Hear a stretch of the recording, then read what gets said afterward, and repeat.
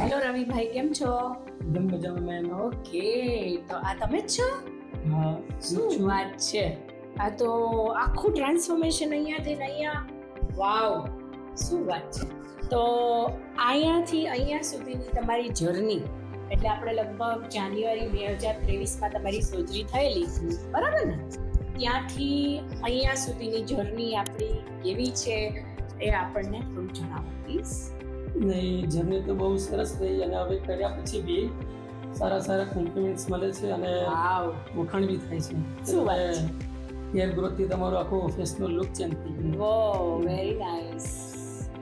બરાબર, કેટલો ફરક પડ્યો, બરાબર ને? આપણું કોન્ફિડન્સ લેવલ બી અલગ જ આવી જાય જ્યારે આપણી પાસે વાળ હોય ને.